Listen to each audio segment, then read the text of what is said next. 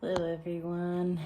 I actually tried to get out of doing a reading for today because I was so just enjoying rest and not only that, but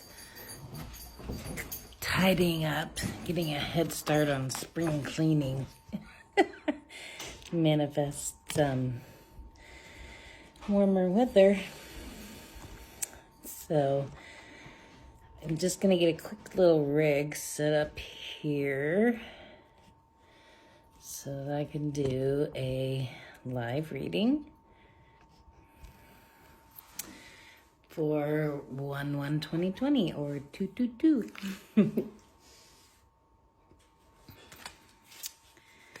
I'm not gonna do it live, but I am going to share the video immediately following. So that way I can make sure I have shared it on 222. Or at least channeled the message for 222 or 1122. Got my own sloth jammies on. While diligently not working for work today, working from home, enjoying doing that in the jammies. Okay, so I'm going to be using the Frequency Tarot by Teal Swan. I really like this deck. It's still pretty new, so still lots of excitement about it. New cards. Okay.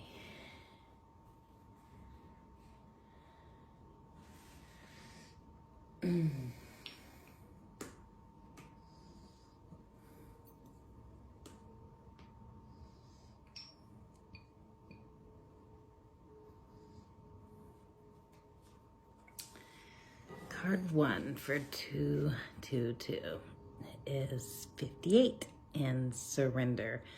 So this message was already coming to me a couple of days ago because I was not in the moment of surrendering. I know I had a lot to do, but I also knew I should be resting and just enjoying time with family and, you know, taking care of things. But it kept coming to me about the call to surrender.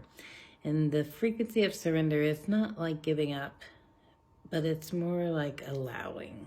It's allowing whatever arises, surrendering to the moment of now. And a very key piece in order to be able to allow the blessings on their way to come into your energy space, you're going to have to surrender to what you thought things should be.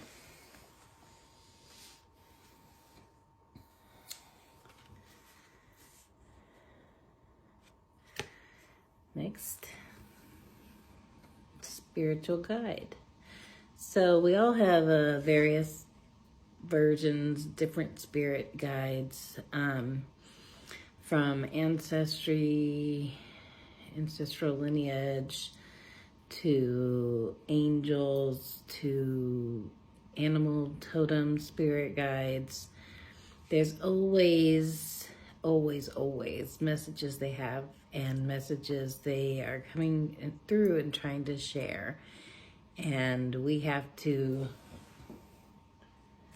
surrender and allow the spirit guides to be able to connect to us.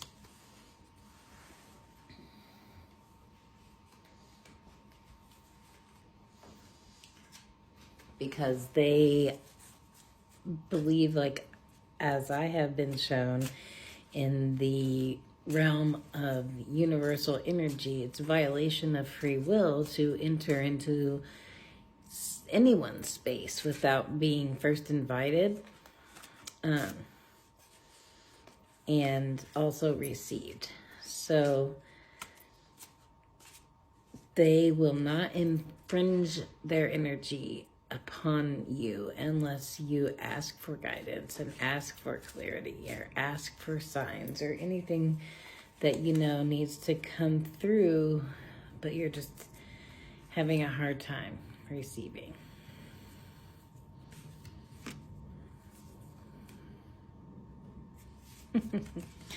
The perfect card for the reading of day 1120 in 2020 beginnings, and it's got 77, the 77 deck.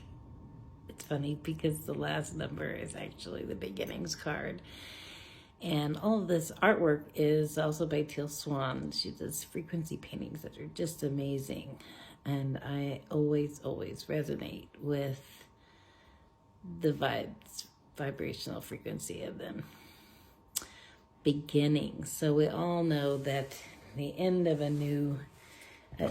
year and start of a new one is certainly the most noted consciously beginnings. But we also know that as all cycles end, that's why they're cycles, circle. There is no ending, only a new beginning.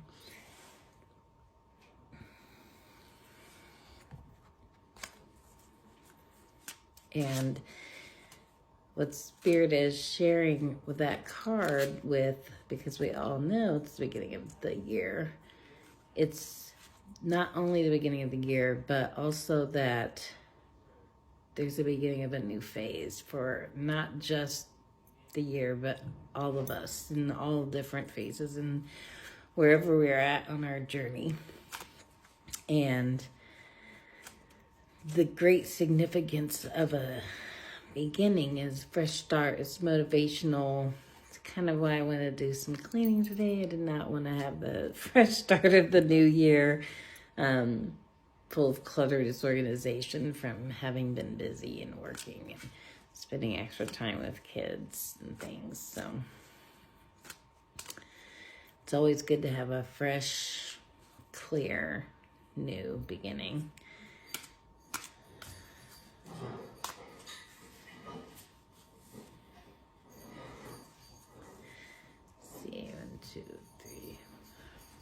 Okay, so I'm going to switch it up a little bit and get a different deck.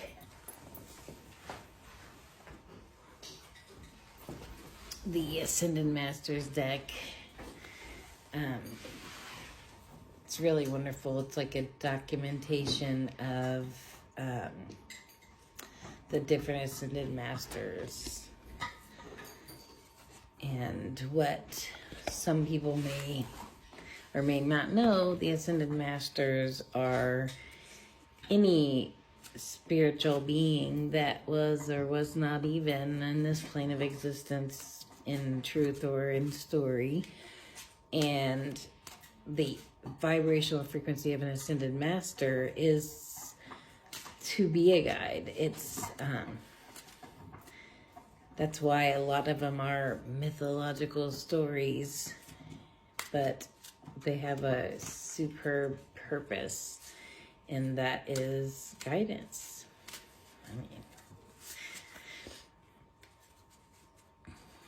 So with the new year coming in, we have Hilarion, and he brings the message of health and healing, which I have been hearing a lot about this coming energetically for not just myself, but for others as well.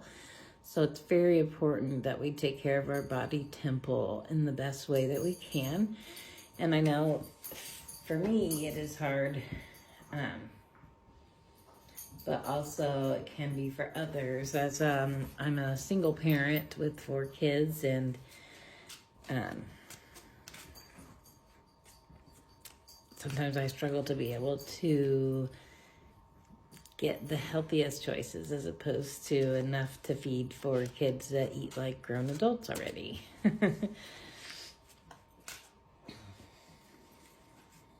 But yes, health and healing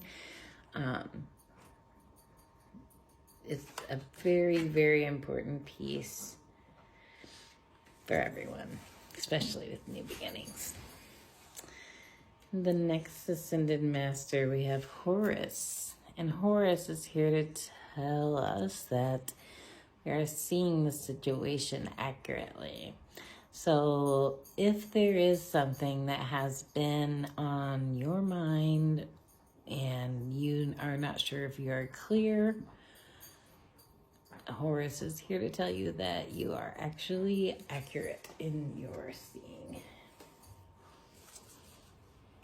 I love the imagery on that, though.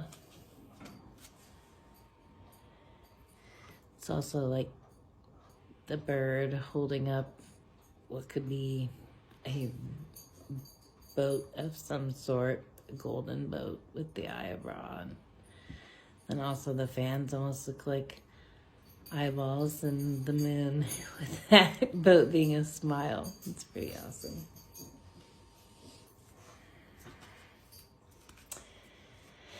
Okay, so also we're going to want to be well-rounded when we are thinking about things like new beginnings and, health and healing in general. And I heard I would pull 6 cards. So 1, 1, 2, 2. And the first 3, the Frequency Tarot. And then 2 Ascended Masters. And now I'll pull a blind spot card. So we can have some balance. But I definitely was not feeling waiting, pulling the energy of multiple blind spot cards. Because, the energies have been just super intense lately anyway.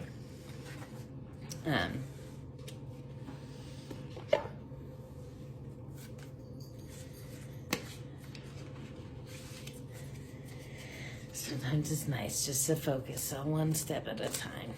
And the blind spot cards, the great thing about these and the frequency they have is that they are literally what we can't see, that blind spot. That what are we not focused on with our blinders on? We know 2020 vision, it's been all over the social media and everything today.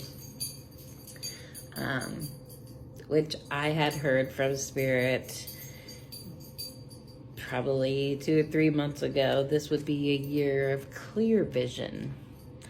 So clear vision for 2020 makes sense, but we also don't want to leave anything hanging in our peripheral or not where we can see or pay attention to.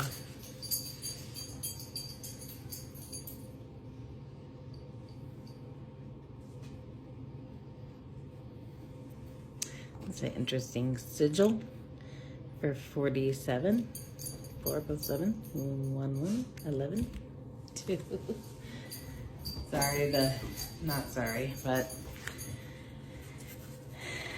my guides love to talk to me in all the different numeric frequencies. That is a very awesome sigil. It almost looks like an eyeball. Clear vision. Now this one, I will get the book because if it's in the blind spot, then we're already kind of having a hard time seeing it, so we might as well understand it from she who channeled the sigil.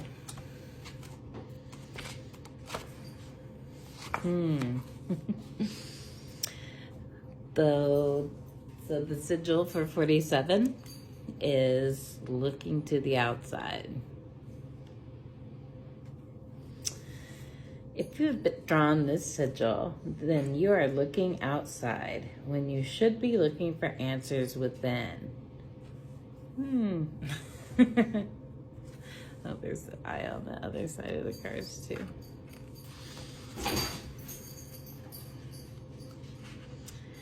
So it is very likely, if you have drawn this sigil, that you're currently looking to everything else to make a decision or know what is right.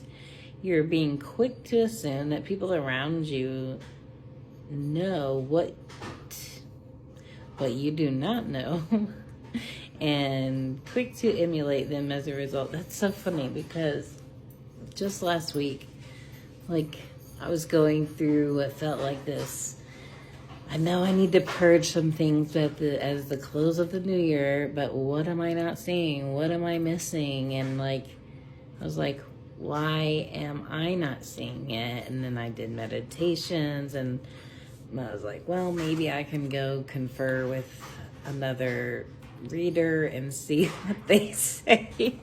And lo and behold, just as usual, when I do try to get some outside confirmation, Spirit does not tell me anything that I have not already been told within through them. And it's just always a reminder, like, what am I looking for? So what am I supposed to really be focusing on within if I'm not hearing clearly? You're being quick to assume that people around you know what you do not know, and you are quick to emulate them as a result. I was actually a little quick to emulate the reader that I went to go see. I had been drawn to her for a while, but never met her in person. And then it was very intense. Like, it was very... Like, I thought she was going to tell me some big thing I hadn't already heard for myself. But really, it's like when you're at the level of spirit where you can hear clear enough for your own interpretation for your life, like, there's really no parts that's going to come through some other person that's not already on that level of clarity and hearing and seeing. Because we have to remember to surrender and be where we are at in the moment. And the spiritual guides will only come and confirm all that. That's like, I was wanting some clarity because I have some personal new beginnings coming up as well. And instead, it's told me to focus on health and healing. And confirmation is always that I'm seeing things accurately. Like, I'm not missing anything. It does stop me from cleaning earlier. Anyway, so for example, we tend to slow down our speed on the highway if cars ahead of us are slowing down without knowing why. Oh, that drives me crazy. Just, driving with the collective in general, I have to surrender quite a bit there as well. We tend to accept a doctor's diagnosis or advice without seeking a second opinion or honoring our own intuition about our own bodies because we assume that being a professional means someone that always knows. We tend to buy and wear what celebrities wear and use products celebrities use because we think they have their finger on the pulse of something. We don't. And they have things we want to have. We tend to adopt our parents' values because as children, we assume they know better than we do. In fact, they often tell us so.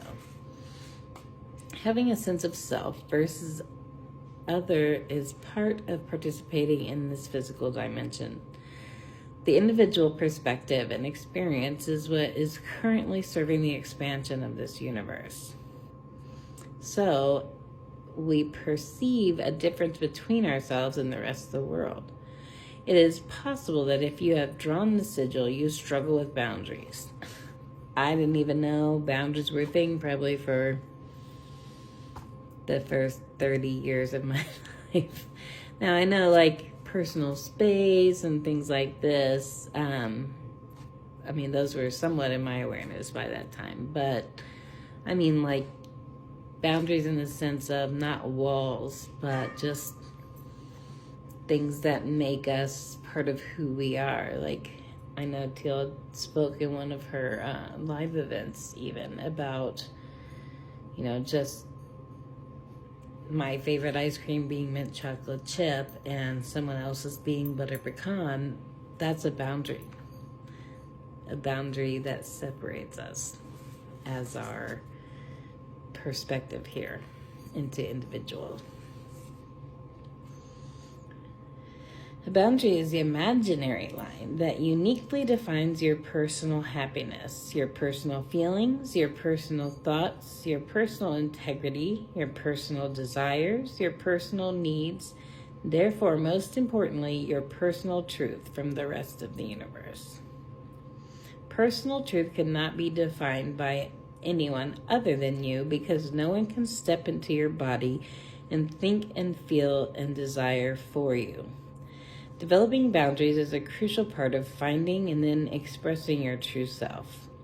It is a crucial part of making the decision that is right for you personally.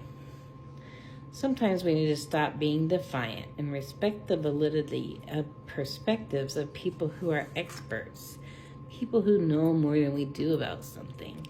But if you have been drawn to the sigil, this is not that moment. You're being called to march to the beat of your own drummer. You're being called to become aware of or heed your own mind and your own feelings and your own sense of knowing, even if it contradicts what other people are thinking, saying, and doing. Stop relying on cues you are receiving from your environment. You really do know what is highest and best and truth in this scenario, no matter what. Or not, no matter whether or not you have the bravery to admit it. Confirming Horus again, seeing things clearly. So with that, I will sign off for now. But thank you for joining me for the first live message of 2020, the year of clear vision, and it's going to be really awesome to see how everything transpires this year. Thank you. Love and bless you all.